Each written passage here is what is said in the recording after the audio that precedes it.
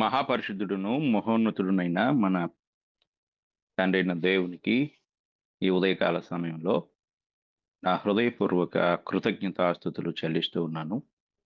అలాగుననే లేఖనమేమి చెప్పుచున్నది అను వేదిక ద్వారా ఈ యొక్క సమయంలో వాక్యం వింటున్న నా ప్రియ సహోదరి సహోదరులందరికీ నా హృదయపూర్వక వందనములు తెలియజేయచ్చు ఉన్నాను. ప్రియులారా, గడిచిన దినము మనము పున్ గత జన్మ అలాగే పునర్జన్మ అనే రెండు విషయాలను గురించి చెప్పుకున్నాం. పునర్జన్మ అనేది ఒక వ్యక్తి యొక్క జీవితంలో ఎలా సంభవిస్తుంది, ఒక వ్యక్తి ఏ విధముగా పునర్జన్మ యొక్క అనుభవంలోనికి వస్తాడు, పునర్జన్మను పొందుతాడు అనే సంగతులను మనము నేర్చుకున్నాం. ఈరోజు పునర్జన్మ ద్వారా మన జీవితంలో లేక ఆ అనుభవాన్ని పొందిన వ్యక్తి యొక్క జీవితంలో దేవుడు అనుగ్రహించే కొన్ని మార్పులను మనము ఈరోజు చూడబోతున్నాం. అందులో మొదటి విషయాన్ని మనం గమనించినట్లయితే, మనము నశించిన స్థితిలో ఉంటాము.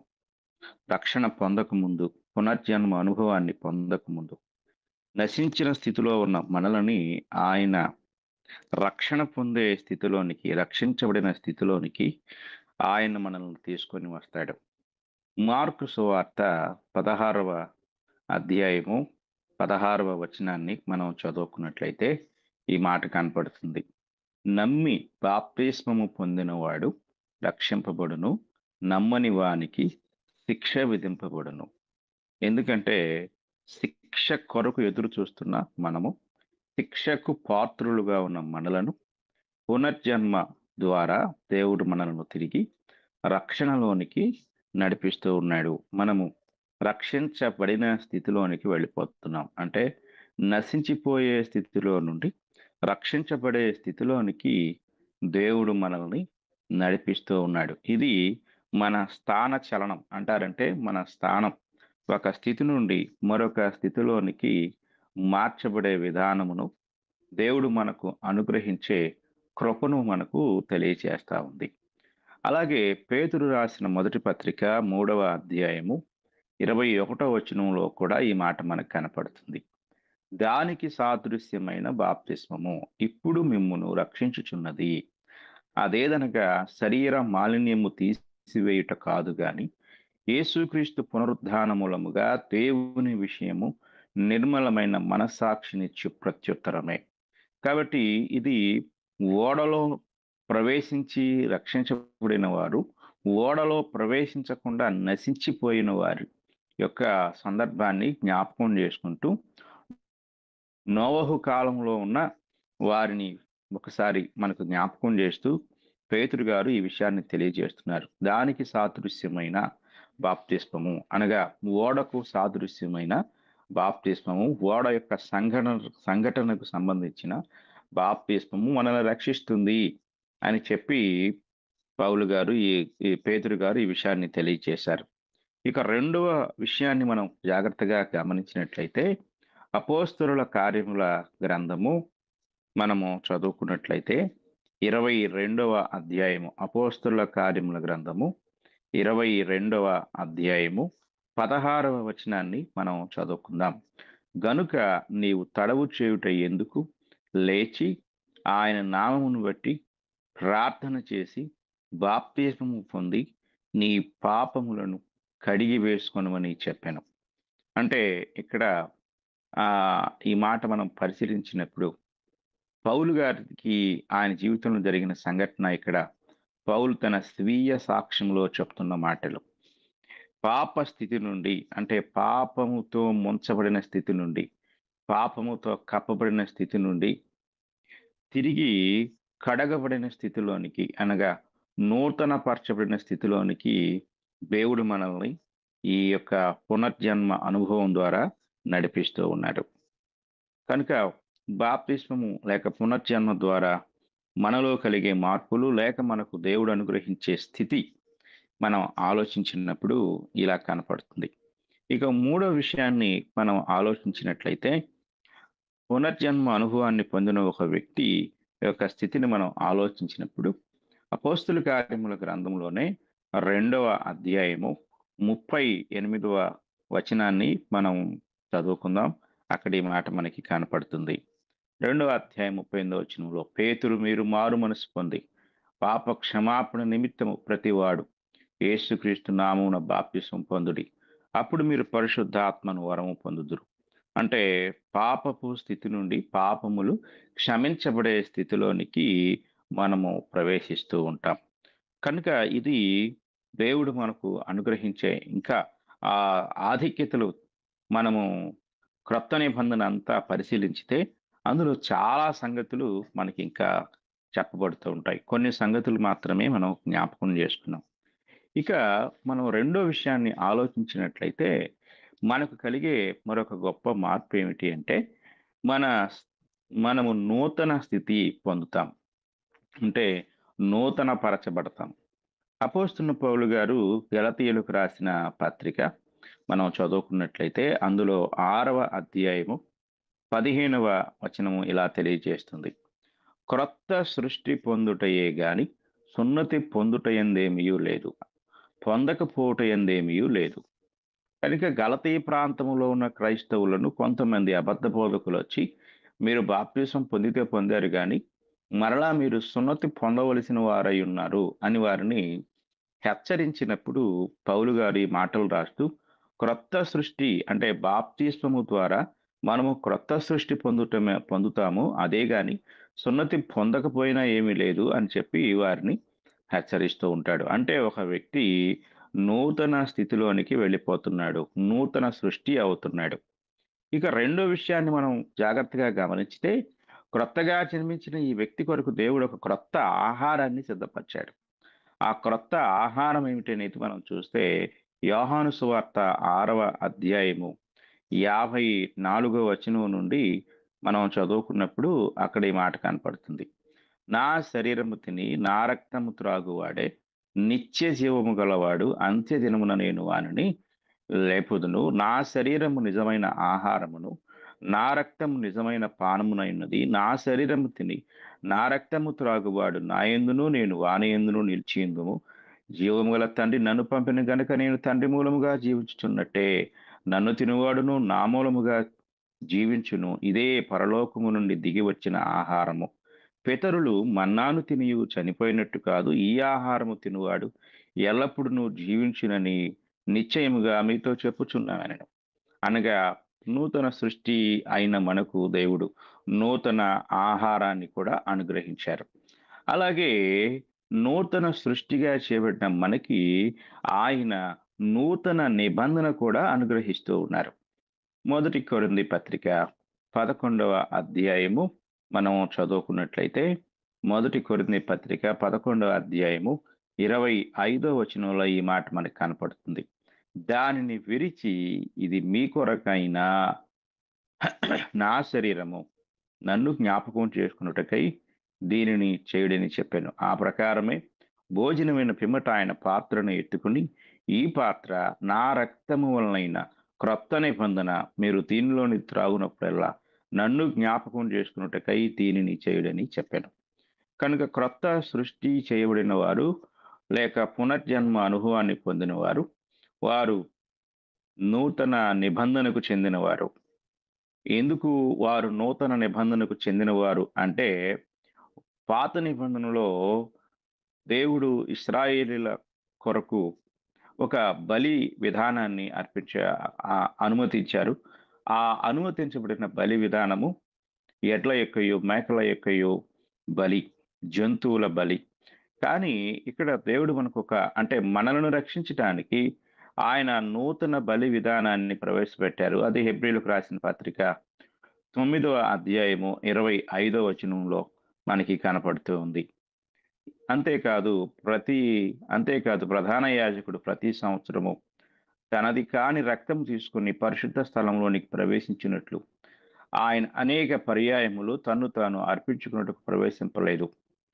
అట్లైన యెడల జగత్తు పునాది వేయబడినది మొదలుకొని ఆయన అనేక పర్యాయములు శ్రమ పడవలసి వచ్చును. అయితే ఆయన యుగముల సమాప్తి యందు తన్ను తానే బలిగా అర్పించుకున్నట వలన పాప నివారణ చేయుటకై ఒక్కసారే ప్రత్యక్షపరచబడెను.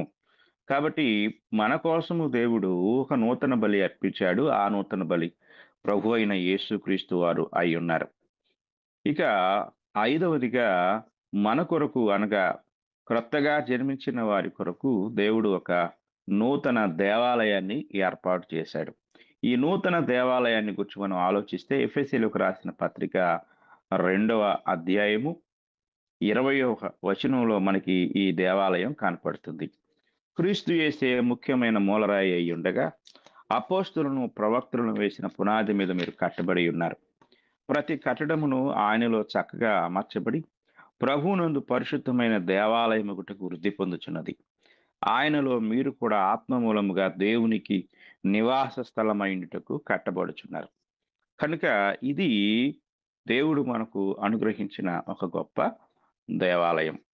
కనుక నూతన సృష్టి, నూతన ఆహారము, నూతన నిబంధన, నూతన బలి, నూతన దేవాలయం. ఎవరికి అంటే నూతన స్థితి పొందిన వారికి. అయితే ఈ నూతన స్థితి పొందిన వారు లేక ఈ నూతన స్థితిలోనికి చేర్చబడిన వారిని దేవుడు అంటే ఇంతవరకు మనం చెప్పుకున్నదంతా కూడా బాప్తిస్మము అనే ఒక ప్రక్రియ. వారిని దేవుడు ఏం చేస్తూ ఉన్నాడు అంటే స్థితిని మార్చటం మనం ఇంతవరకు చెప్పుకున్నాం. స్థితిలో జరిగే మార్పుల తర్వాత స్థానం యొక్క మార్పును కూడా ఆయన చేస్తూ ఉన్నాడు. ఏమిటి ఈ స్థానం యొక్క మార్పు? మనము ఏ స్థానంలోనికి మార్చబడుతున్నాము అనే సంగతులు జాగ్రత్తగా పరిశీలించినట్లయితే అనేక విషయాలు దేవుడు మనకు అనుగ్రహిస్తూ ఉన్నాడు. ఎఫెసీయులకు రాసిన పత్రిక 1వ అధ్యాయము 12వ వచనాన్ని మనం చదువుకున్నట్లయితే అక్కడ ఈ మాట కనపడుతుంది. ఎఫెసీయులకు రాసిన పత్రిక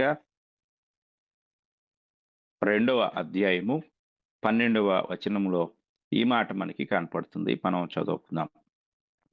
ఆ కాలమందు ఇశ్రాయేలుతో సహపౌరులు కాక పరదేశులను, వాగ్దాన నిబంధనలు లేని పరజనులను, నిరీక్షణ లేనివారును, లోకమందు దేవుడు లేని వారునయ్యుండి క్రీస్తుకు దూరస్తులైటురని మీరు జ్ఞాపకము చేసుకొనుడి. ఈ మాట మనం జాగ్రత్తగా గమనించితే ఎవరిని గురించి మాట్లాడుతున్నాడు? ఈ 2వ అధ్యాయం అంతా 2 జాతులకు చెందిన ప్రజల గురించి మాట్లాడుతున్నాడు. అందులో ఒకటి అన్యులు, రెండవది యూదులు. దేవుని ప్రజలుగా గుర్తించబడిన వారు, దేవునితో సంబంధమే లేనివారు. ఇక్కడ ఇశ్రాయేలుతో పౌరసత్వం కలవారు, పౌరసత్వం లేనివారు. అలాగే స్వదేశీయులు, విదేశీయులు. అలాగే వాగ్దానం ఉన్నవారు, వాగ్దానం లేనివారు. అలాగే నిబంధన ఉన్నవారు, నిబంధనతో సంబంధం లేనివారు. అలాగే నిరీక్షణ ఉన్నవారు, నిరీక్షణ లేనివారు. అలాగే దేవుని కలిగిన వారు, దేవుని లేనివారు. అలాగే క్రీస్తును కలిగిన వారు, క్రీస్తుతో సంబంధం లేనివారు. ఇలాగా 2 రకాలుగా ఈ ప్రపంచ మానవ జాతిని ఈ వచనం ఎడగొట్టింది. ఒకడు ఎప్పుడైతే క్రీస్తులోనికి ప్రవేశిస్తూ ఉన్నాడో, వాడు క్రీస్తును అంగీకరించిన వాడుగా ఇక్కడ మరలా తిరిగి ఈ వచనంలో లేని వాటన్నిటిని పొందుకుంటూ ఉన్నాడు. ఇది మనము ఈ యొక్క వచనంలో జాగ్రత్తగా గ్రహించగలం. అంటే ఆ వ్యక్తికి అనగా క్రీస్తునందు నూతన సృష్టి అయిన వ్యక్తి ఏమవుతున్నాడంటే అతడు పరదేశి గాక స్వదేశి అవుతున్నాడు. ఇంతవరకు వాగ్దానాలే లేని తన జీవితంలో పాత నిబంధన నుండి కూడా దేవుడు అనేక వాగ్దానాలు ఇశ్రాయేలుకి ఇచ్చాడు. అలాగే క్రొత్త నిబంధనలో ఇవ్వబడిన వాగ్దానాలకి ఇతడు వారసుడు అవుతున్నాడు. ఒకప్పుడు నాయనా తండ్రిని పిలిచే హక్కు లేని ఇతడు తండ్రిగా దేవుని పొందుకునే కుమారత్వపు హక్కును, దత్తపుత్రత్వమును పొందుకుంటూ ఉన్నాడు. అలాగే నిరీక్షణే లేని బ్రతుకుతున్న ఇతనికి పరలోక నిరీక్షణ, పునరుద్ధానము, క్రీస్తు ప్రభు యొక్క ప్రత్యక్షత, నిత్య జీవము అనే నిరీక్షణను కలిగి ఉంటున్నాడు. ఇంతవరకు దేవుడే లేకుండా లోకంలో ఏదో ఒక దేవుణ్ణి లేక దేవతను కలిగి ఉన్న ఇతను వాక్యములో లేక బైబిల్ నందు ఏ దేవుడు సృష్టికర్తగా ఉన్నాడో, పాత నిబంధన నుండి పితరులు ఏ దేవుని ఆరాధించారో ఆ దేవుణ్ణి సొంతం చేసుకునే భాగ్యాన్ని ఇతడు పొందుకుంటూ ఉన్నాడు. అంత మాత్రమే కాకుండా ఇక రెండో విషయాన్ని మనము ఆలోచన చేసినట్లయితే అతడు ఏం పొందుకుంటున్నాడు అంటే, ఆత్మ సంబంధమైన ప్రతి ఆశీర్వాదాన్ని కూడా పొందుకుంటాడు. ఎఫెసీ పత్రిక మొదటి అధ్యాయము 3వ వచనంలో ఈ మాట మనకి కనపడుతుంది. 3వ వచనం చూడండి. మన ప్రభువైన యేసుక్రీస్తు యొక్క తండ్రియగు దేవుడు స్తుతింపబడునుగాక. ఆయన క్రీస్తునందు పరలోక విషయములలో ఆత్మ సంబంధమైన ప్రతి ఆశీర్వాదమును మనకనుగ్రహించెను. ఇది ఎక్కడ అంటే క్రీస్తునందు అంటున్నాడు. అంటే చాలామంది యేసుప్రభువుని నమ్ముకుంటే లేక క్రైస్తవుడైతే భౌతికంగా అబ్రహామును ఆశీర్వదించినట్లు, ఇస్సాకును, యాకోబును, దావీదును ఇంకా ఇశ్రాయేలును ఆశీర్వదించినట్లు మనల్ని కూడా ఆశీర్వదిస్తాడు అని బోధిస్తూ ఉంటారు. అలాగే నమ్ముతూ కూడా ఉంటూ ఉంటారు. కానీ ఇక్కడ మనము రెండవ విషయంలో అంటే నూతన సృష్టి అనే నూతన స్థితి యొక్క మార్పును గూర్చి చెప్పినప్పుడు, నూతన సృష్టి, నూతన ఆహారం, నూతన నిబంధన, నూతన బలి, నూతన దేవాలయం అని నేను చెప్పాను. ఇప్పుడు అలాగే మన ఆశీర్వాదాలు కూడా నూతనమైనవి. అవి పాతవి కాదు. అంటే పాతవి గతించెను ఇదిగో క్రొత్తవాయెను. పాతవేంటి అంటే మనము దేవుడు ఇశ్రాయేలుకు వాగ్దానం చేసిన వాగ్దాన భూమి కనాను. అలాగే వారి కొరకు దేవుడు వాగ్దానం చేసిన మెస్సియా, లేక కనానులో వారికి దేవుడు వాగ్దానం చేసిన మంచి గృహాలు, మంచి పంటలు, అలాగే మంచి ఆహారం. అంటే భూ సంబంధమైన శ్రేష్టమైన స్థితి, శ్రేష్టమైన ఆశీర్వాదాలు వారికి అనుగ్రహిస్తే, మనకు భూ సంబంధమైన ఆశీర్వాదాలు కాదు గానీ, పరలోక సంబంధమైన ఆశీర్వాదాలను ఆయన వాగ్దానం చేశాడు. ఒక వచనాన్ని మనం చూద్దాం. కొలస్సీయులకు రాసిన పత్రిక 3వ అధ్యాయము 1వ వచనాన్ని మనం చదువుకుందాం. మీరు క్రీస్తుతో కూడా లేపబడిన వారైతే పైనున్న వాటినే వెదకుడి. అక్కడ క్రీస్తు దేవుని కుడి పార్శ్వమున కూర్చుని ఉన్నాడు. పైనున్న వాటి మీదనే గాని భూ సంబంధమైన వాటి మీద మనస్సు పెట్టుకొనకుడి. ఏలయనగా మీరు మృతి పొందితిరి. మీ జీవము క్రీస్తులో కూడా దేవుని యందు దాచబడి ఉన్నది. మనకు జీవమై ఉన్న క్రీస్తు ప్రత్యక్షమైనప్పుడు మీరును ఆయనతో కూడా మహిమ యందు ప్రత్యక్షపరచబడుదురు. ఇది పాత నిబంధనలో ఉన్న ఇశ్రాయేలులకు, క్రొత్త నిబంధన క్రీస్తునందు క్రైస్తవులుగా చేయబడిన మనకు ఉన్న వ్యత్యాసం. వారు పొందినవన్నీ పోగొట్టుకున్నారు, నశించిపోయారు. కానీ మనమైతే పోగొట్టుకోలేని, నాశనము పొందలేని ఆ గొప్ప నిత్య రాజ్యాన్ని, నిరంతరం ఉండే రాజ్యానికి మనము వారసులం కాబోతున్నాం. కనుక ప్రతి ఆశీర్వాదము, ఆత్మ సంబంధమైన ప్రతి ఆశీర్వాదాన్ని దేవుడు మనకు అనుగ్రహించాడు. ప్రతి ఆశీర్వాదం అనగా మారుమనసు, రక్షణ, సంఘ సహవాసము, ప్రభువు యొక్క సహవాసంలో బల్లలో పాల్గొనే భాగ్యము, అలాగే ఇవన్నీ కూడా మనం చెప్పుకుంటూ వెళ్తే చాలా ఆశీర్వాదాలు ఈ ఎఫెసీ పత్రిక అంతట్లో కూడా మనకి కనపడుతూ ఉంటాయి. కనుక ఇది దేవుడు మనకు అనుగ్రహించిన ఆత్మ సంబంధమైన ఆశీర్వాదమైంది. ఇక మూడో విషయాన్ని మనం ఆలోచించినట్లయితే క్రీస్తులోనికి లేక క్రీస్తు యొక్క శరీరంలోనికి అంటే స్థితి మార్పు అన్నమాట. మన స్థితి మార్చబడుతుంది. మనం ఇంతకుముందు లోకంలో ఉన్నాము. క్రీస్తుకు వెలపటున్నాము. చీకట్లో ఉన్నాము. అంధకార సంబంధమైన అధికారంలో ఉన్నాము. దీనంతటి నుండి దేవుడు మనల్ని డైరెక్ట్‌గా తీసుకొని వెళ్ళి క్రీస్తులోనికి మనల్ని ప్రవేశింపచేస్తూ ఉన్నాడు.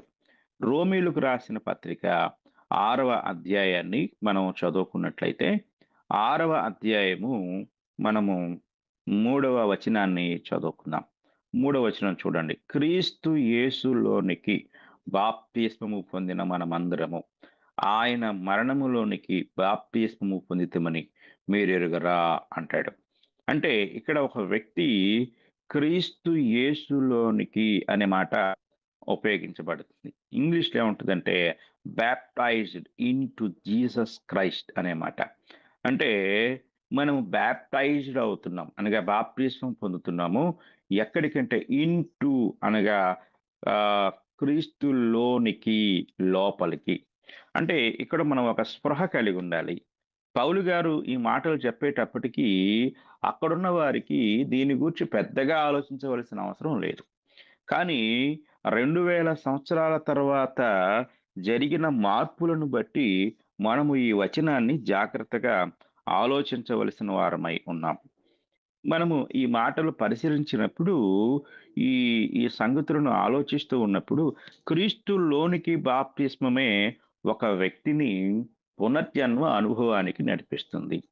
అంటే క్రీస్తులోనికి బాప్తిస్మము అంటే అందరూ క్రీస్తులోనికి బాప్తిస్మం పొందుతున్నారా? అంటే కొందరు పొందలేకపోతున్నారు. కొందరు పొందగలుగుతున్నారు.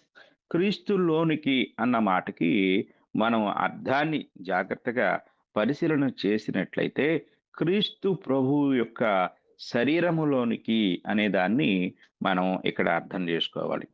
క్రీస్తు ప్రభు యొక్క శరీరము అనేది ఏమిటి అనే దాన్ని గూర్చి మనం ఆలోచన చేసినప్పుడు పౌలు గారు క్రీస్తు శరీరము అనగా ఏంటో ఎంతో స్పష్టమైన అవగాహన లేక స్పష్టమైన జవాబు ఆయన మనకి తెలియచేస్తూ ఉన్నాడు.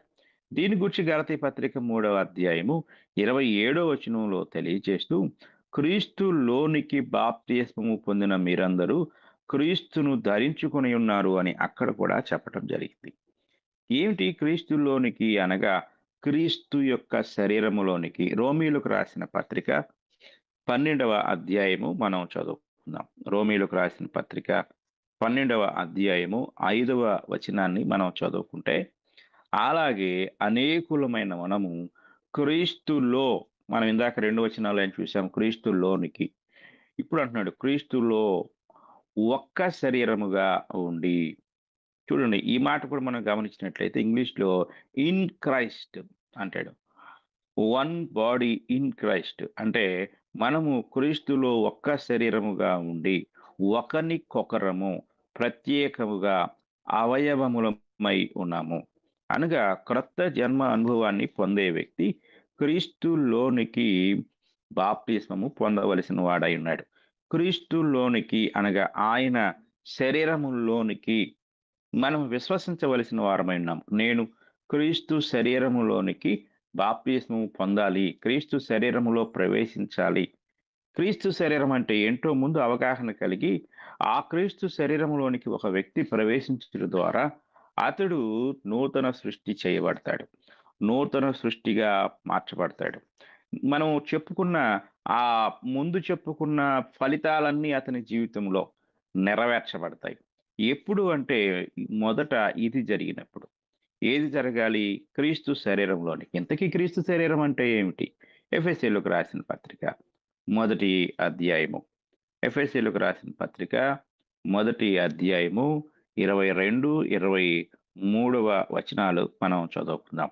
మరియు సమస్తమును ఆయన పాదముల క్రింద ఉంచి సమస్తము పైని ఆయనను సంఘమునకు శిరస్సుగా నియమించెను. ఆ సంఘము ఆయన శరీరము. సమస్తమును పూర్తిగా నింపుచున్న వాని సంపూర్ణత అయ్యున్నది. ఇక్కడ అలంకార భాషలో సంఘాన్ని క్రీస్తు యొక్క దేహముగా లేక క్రీస్తు యొక్క శరీరముగా ఆయన చెప్తూ ఉన్నాడు. సంఘము ఆయన యొక్క శరీరమైనప్పుడు ఆ ఆ ఆ యొక్క శరీరం ఉన్న వారిని ఆయన అవయవాలుగా పోల్చి చెప్తూ ఉన్నాడు. అంటే ఒక వ్యక్తి క్రీస్తు యొక్క శరీరము అనబడిన సంఘములోనికి క్రీస్తు ద్వారానే ప్రవేశించాలి. ఈరోజు కొన్ని సంఘాలను చూసినట్లయితే ఆ సంఘములో ఉన్నవారుగా చేర్చబడుటకు ఒక్క రూపొందించుకున్నారు.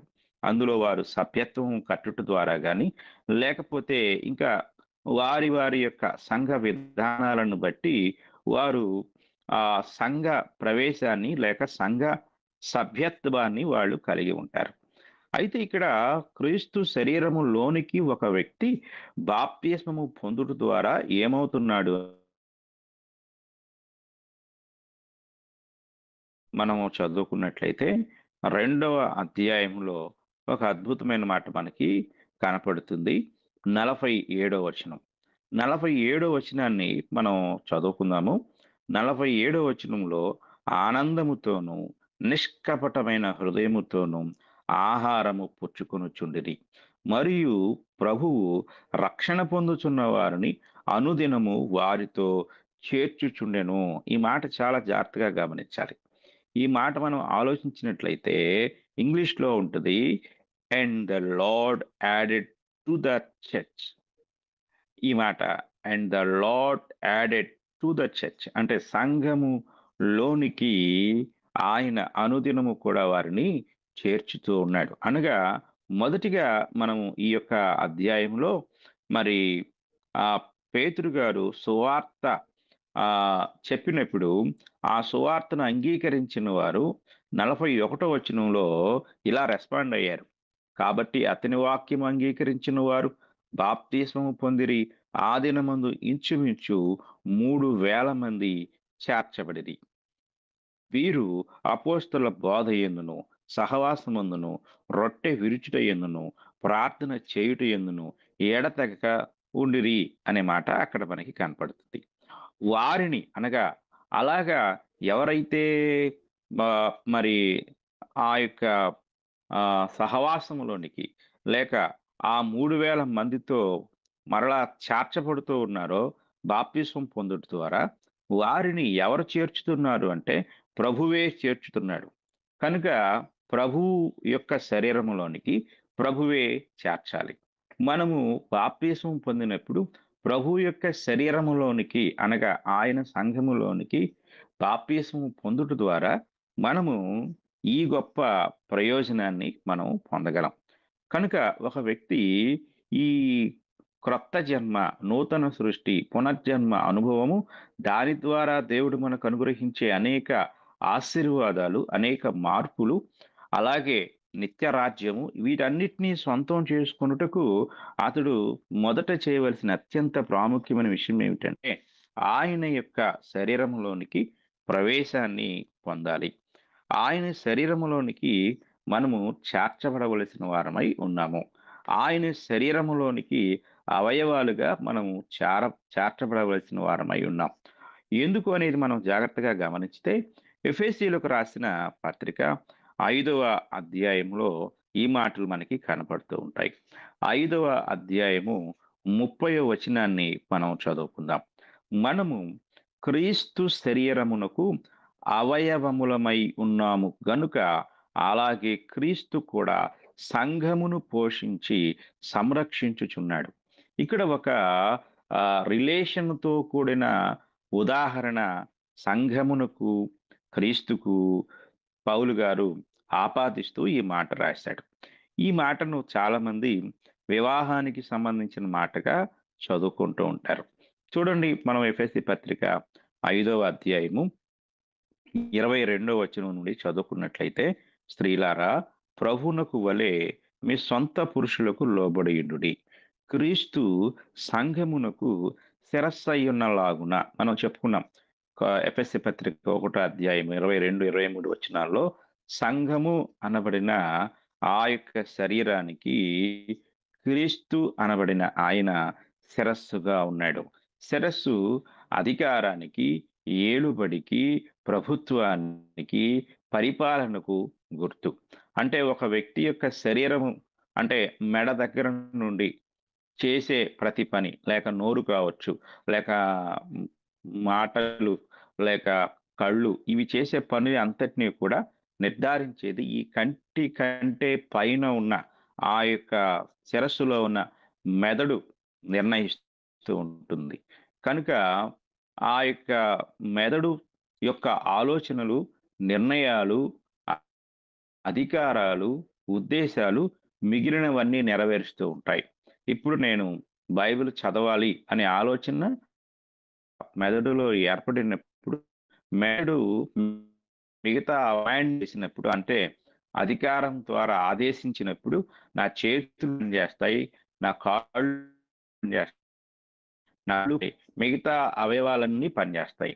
దేనికి అంటే శిరస్సులో నుండి ఆజ్ఞకు ఇక ప్రతీదీ కూడా అలాగే జరుగుతుంది. అందుకే దేవుడు శిరస్సును పైభాగంలో ఉంచాడు. కాబట్టి ఇక్కడ సంఘము అనే శరీరమునకు క్రీస్తు వారు శిరస్సై ఉన్నారు. క్రీస్తు ప్రభు శిరస్సై ఉన్నారు కనుక ఆ శిరస్సు దాన్ని తెలిసిన వారై ఉన్నారు. కనుక ఒక వ్యక్తి బాప్తిస్మం పొందినప్పుడు ఈ నివసించి క్రీస్తులో సురములోనికి అనగా ఆయన సంఘములోనికి ఆయన ద్వారానే చేర్చబడుట ద్వారా అతడు క్రీస్తు ప్రభు అనుగ్రహించే రక్షణకు పాత్రుడై ఉన్నాడు. చూడండి ఈ 23వ వచనంలో క్రీస్తు సంఘమునకు శిరస్సు అయ్యున్నలాగున అంటే సంఘానికి శిరస్సు అధికారి ప్రభుత్వం క్రీస్తే. ఉన్న కొన్ని సంఘములను చూసిన వ్యత్యాసాన్ని ఇక్కడ ఇచ్చారు. సంఘాలలో ఒక ప్రభు ఉంది. నాయకులే అధికారులుగా ఉంటూ ఉంటారు. వారు దానిని వారికి అనుకూలంగా నడిపిస్తూ ఉంటారు. కానీ క్రొత్త నిబంధన మనకు బయలుపరిచిన ఈ యొక్క శరీరము అనబడిన సంఘానికి క్రీస్తే అధికారిగా ఆయన ఒక చట్టాన్ని ఇచ్చాడు. ఆ చట్టం క్రొత్త నిబంధన. ఒకవేళ ఈరోజు నేను క్రీస్తు శరీరంలో ఉన్నాను అనుకుంటే, క్రీస్తు అనుగ్రహించిన చట్టం అనగా క్రొత్త నిబంధన యొక్క విధానం ద్వారా మనము పరిపాలించబడాలి. సంఘములో క్రొత్త నిబంధన పరిపాలన జరిగినప్పుడు ఆ సంఘము క్రీస్తుదై ఉంటుంది. అంత మాత్రమే కాదు, సడన్‌గా క్రీస్తు ఈ లోకానికి వచ్చినప్పుడు ఈ సంఘము ప్రత్యక్షపరచబడలేదు గాని, అది యుగములకు పూర్వమే అనగా జగత్తు పునాది వేయబడక ముందే అనగా క్రీస్తు ప్రభువారు ఈ లోకానికి రాకమునుపే దేవుడు తన అనాది సంకల్పంలో సంఘమును నిర్ణయించి ఉన్నాడు. ఆ తరువాత అనేక మంది ప్రవక్తల ద్వారా ఆయన దానిని ప్రవచించుకుంటూ వచ్చాడు.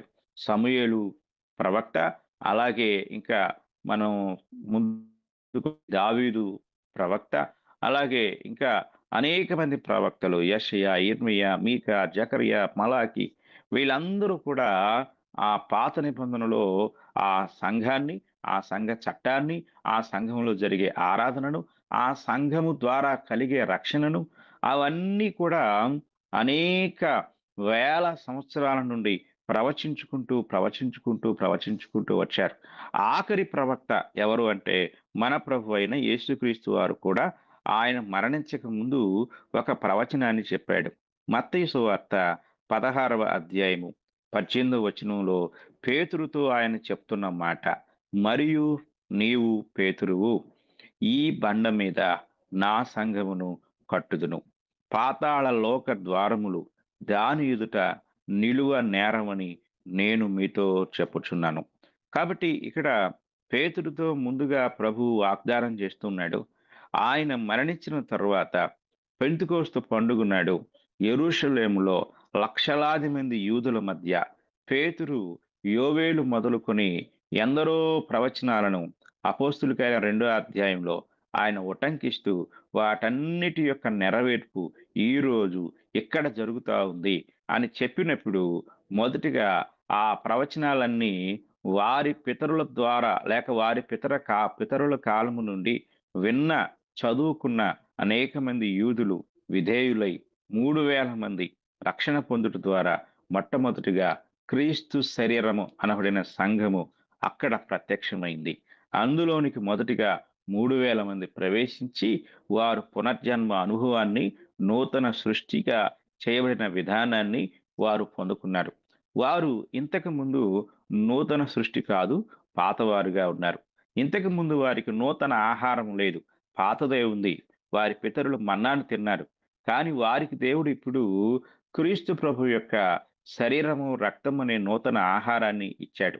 అలాగే వారు ఇంతవరకు మోషే ద్వారా దేవుడు సీనాయి కొండ దగ్గర ఇచ్చిన పాత నిబంధన యొక్క నియమాలకు, విధులకు, కట్టడలకు అన్నిటికీ లోనై ఉన్నారు. కానీ ఇప్పుడు వారు క్రీస్తులోనికి ప్రవేశించడం ద్వారా వారు నూతన నిబంధనకు వారసులైపోయారు. ఇక పాత నిబంధన వారికి సంబంధం లేదు.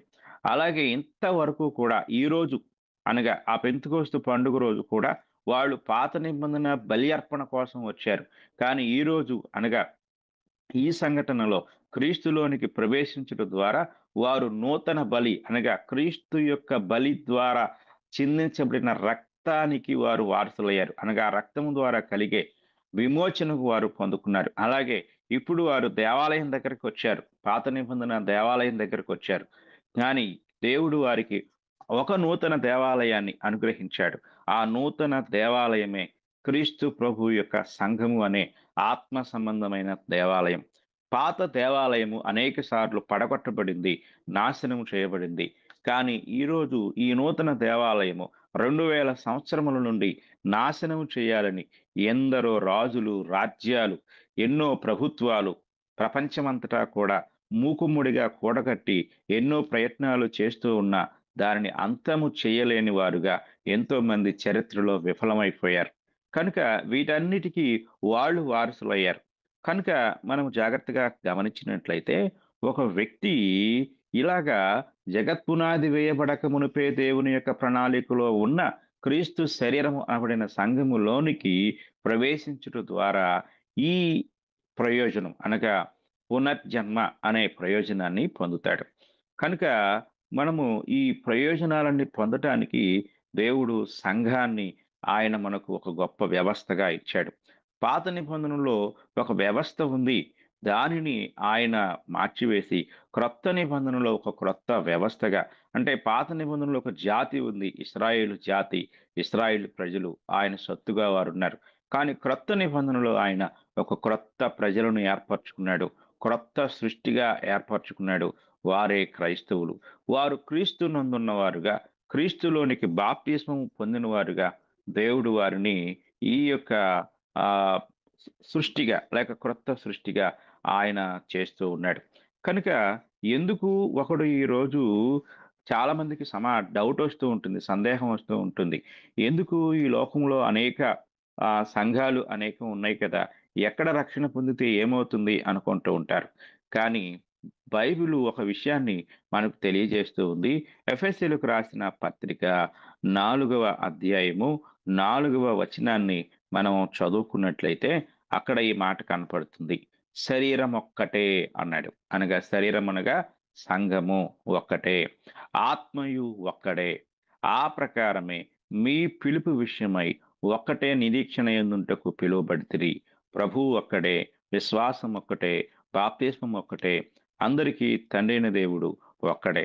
ఒక్కడే దేవుడై ఉన్నప్పుడు, ఒక్కడే ప్రభువై ఉన్నప్పుడు, ఒకటే బాప్తిస్మై ఉన్నప్పుడు, ఒకటే విశ్వాసమై ఉన్నప్పుడు, ఒకటే సంఘము కూడా ఉన్నది. కనుక అసలు ఈ మాటలు రాయాల్సిన అవసరత ఎందుకు ఏర్పడింది అనేది మనం జాగ్రత్తగా గమనించితే, ఒకటో వచనంలో ఇలాగుంటుంది. ఎఫెసీ పత్రిక 4 అధ్యాయం 1 వచనంలో, కాబట్టి మీరు సమాధానమును బంధము చేత ఆత్మ కలిగించు ఐక్యమును కాపాడుకొనుట యందు శ్రద్ధ కలిగిన వారై, ప్రేమతో ఒకరినొకడు సహించుచు, మీరు పిలువబడిన పిలుపునకు తగినట్లుగా దీర్ఘశాంతముతో కూడిన సంపూర్ణ వినయముతోను, సాత్వికముతోను నడుచుకొనవలెనని ప్రభువును బట్టి ఖైదీనైన నేను మిమ్మును బతిమాలుకొనుచున్నాను.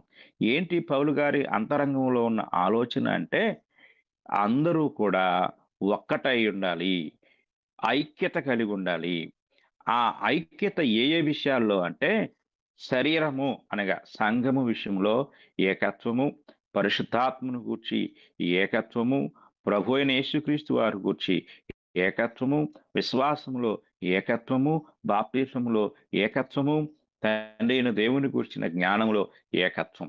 వీటన్నిటి విషయాల్లో ఒక వ్యక్తి ఏకత్వంలోనికి ప్రవేశించినప్పుడు అతడు ఏమవుతాడు అంటే, క్రీస్తు అనుగ్రహించు ప్రతి ఆశీర్వాదమునకు అతడు పాత్రుడు అవుతాడు. అలాగే క్రీస్తు ఆ యొక్క అంతటి గొప్ప ఆహ్, స్థితి మనకు అనుగ్రహించారు.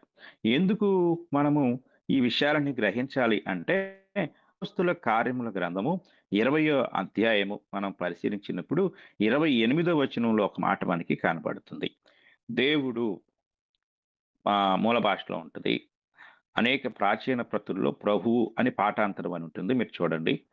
తన స్వరక్తమిచ్చి సంపాదించిన తన సంఘమును కాయుటకు అంటాడు. అంటే క్రీస్తు ప్రభువారు సంఘం కోసం ఆయన ప్రాణం పెట్టాడు. రక్తం కార్చాడు. ఇది సంపాదించిన అనే మాట జాగ్రత్తగా మనం పరిశీలన చేసినట్లయితే, యేసుక్రీస్తు వారు ఆయన దాని కొరకు ఆయన తన యొక్క రక్తాన్ని ఇచ్చాడు. ఆయన తన రక్తాన్ని ఇచ్చుట ద్వారా దాన్ని కొనుక్కున్నాడు. రక్తమిచ్చి కొనుక్కున్నవాడు. ఒక వ్యక్తి కొన్నప్పుడు మనం ఆయన సొత్తు అవుతాం. కనుక ఒక వ్యక్తి ఇక్కడ స్వరక్తమిచ్చి సంపాదించిన సంఘం.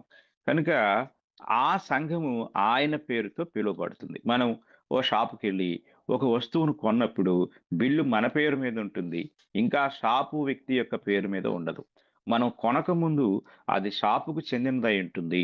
కొన్న తరువాత పేరు మన పేరు మీదకి మార్చబడుతుంది. లోకంలో అపవాది కింద, పాపం కింద ఆహ్, సాతాను యొక్క సొత్తుగా ఉన్న మనలను క్రీస్తు తన రక్తమిచ్చి కొన్నాడు కాబట్టి, క్రీస్తు మనమందరము కూడా క్రీస్తు సొత్తై ఉన్నాం. మీరు విలువ పెట్టి కొనబడిన వారు అని పౌలు గారు కొరింథీయులకు రాస్తూ ఉంటాడు. కనుక మనల్ని ఎవరు కొనుక్కున్నారు? క్రీస్తే. మన కోసం ప్రాణం పెట్టింది క్రీస్తే. ఈ లోకానికొచ్చింది క్రీస్తే. మరణించి తిరిగి లేచింది క్రీస్తే. ఆయన నామంలోనే రక్షణ. ఆయన నామంలోనే స్వస్థత. ఆయన నామంలోనే పాప విమోచన. ఆయన నామంలోనే ప్రతి ఆశీర్వాదం. ఆఖరికి ఆయన మరలా మన కొరకు రాబోతున్నాడు. మనల్ని తన యొక్క సింహాసనం మీద కూర్చోబెట్టడానికి ఆయన రాబోతున్నాడు. అంటే మనల్ని మరలా వచ్చి తీసుకొని వెళ్ళేది కూడా ఆయనే. పరలోకంలో స్వాస్థ్యాన్ని సిద్ధపరిచేవాడు కూడా ఆయనే. తీర్పు తీర్చేవాడు కూడా ఆయనే. కనుక ఇన్ని ఆధిక్యతలు క్రీస్తుకు దేవుడు అనుగ్రహించి ఈ లోకానికి పంపించి, ఈ పరిపాలన వ్యవస్థ అంతా ఏర్పాటు చేసి, సంఘము అనే ఒక వ్యవస్థలోనికి బయట ఉన్నవారిని అనగా లోకంలో, చీకట్లో, అంధకారంలో ఉన్న వారినందరినీ ఆయన తన స్వరక్తము చేత పవిత్రపరిచి, పరిశుద్ధపరిచి, తన సొత్తైన ప్రజలుగా చేసుకున్నారు. కనుక సంఘము ఆయన సొత్తు. కనుక సంఘము ఆయన పేరుతో దేవుడు రిజిస్టర్ చేసేసాడు. కనుక ఆయన పేరుని అనగా మనము ధరించుకొని, ఆయనలోనికి మనము ప్రవేశించి, ఆయన ఇచ్చిన క్రొత్త నిబంధన ఈనాటికి చాలామంది పాత నిబంధన అనుసరిస్తూ ఉంటారు. క్రైస్తవులుగా చెప్పబడుకు చెప్పబడుతూ లేక క్రైస్తవులుగా మార్చబడుతూ. కనుక పాతవి గతించెను అనే మాటలోనే ఆ పాత నిబంధన, ఆ పాత నియమాలు, ఆ పాతవన్నీ అసలు దేవుడు ఆ పాతది ఎవరికి అనుగ్రహించాడు అనేది కూడా చాలా మందికి తెలీదు. ఆ పాతది ఇశ్రాయేలుకు అనుగ్రహించాడు. క్రొత్తది మనకు అనుగ్రహించాడు. దేవుని చిత్తమైతే మరొకసారి మనము పాత నిబంధనకు, క్రొత్త నిబంధనకున్న వ్యత్యాసాన్ని ఒకరోజు మనము ధ్యానిద్దాం.